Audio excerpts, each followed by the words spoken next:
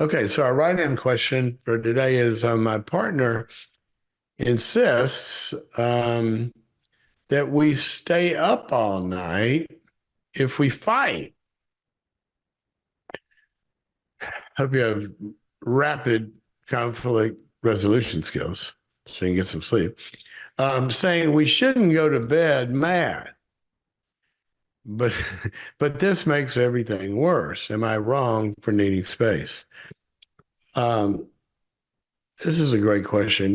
Now, I don't know if you are listening, you come from a place of faith where you read the Bible and study all that. And sometimes, I don't know if this person is meaning this, but sometimes in in this topic, um, where this comes from is you got to resolve everything before you go to sleep.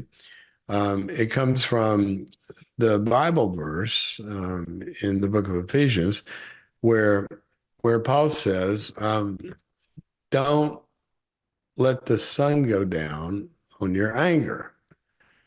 And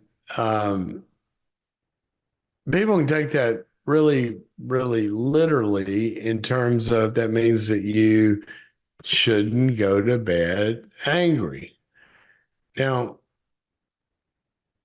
there's a number, there's so many problems with with that.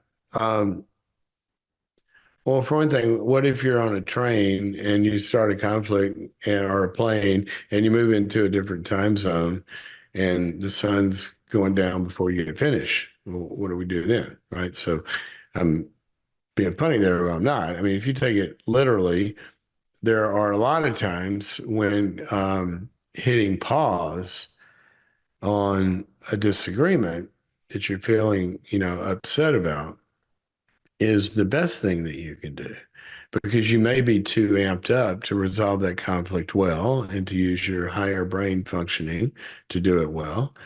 And it might be good to, why don't we just agree to leave it there for tonight, get a good night's sleep, and we'll talk about this tomorrow. It may be that one person's unworkable in the conflict, and it's good to have a boundary and say, you know what, this isn't going well for me, and um, let's try again tomorrow. And if we can't work it out tomorrow, let's just save it until we go talk to our marriage counselor or whatever.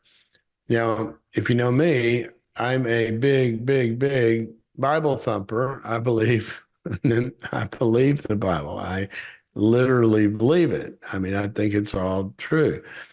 But that doesn't mean that sometimes, there's a lot of different genres in the Bible. Some is poetry and wisdom, and some is directive, and some is historical, and all of that.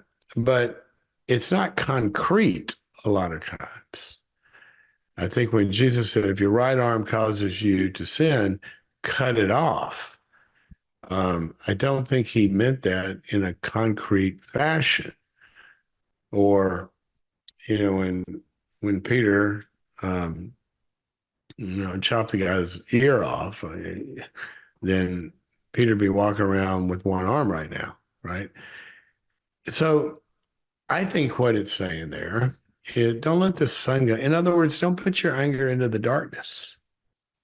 Don't let it be hidden, but actually talk about these things.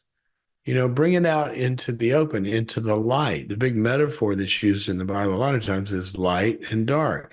In Ephesians 5, it actually says to uh, bring to light these things because when something becomes visible, it becomes light. In other words, by putting things in the open, we can actually, that's the first big step in having them heal and making them resolve. So let's just start there. Now, when you say exactly this, you said we shouldn't go to bed mad. Does this make everything worse? Sometimes this makes everything worse. Am I wrong for needing space? No, I don't think you're wrong for needing space. If you're needing space and that's being conflict avoidant, then that's not a good use of space. If you're needing space in the service of resolving the conflict better or in the service of your own mental health and your own physical health, and you just gone as far as you can go that night in thinking about this, then that's, a better use of the night is to get some sleep. So I don't think you're bad for that at all. I think it's really, really important. But what I would want to do is try to work it out if you can. Try to work it out if you can. A lot of times, everybody's enraged and stuff. You can't. It's just that's not good sleep anyway.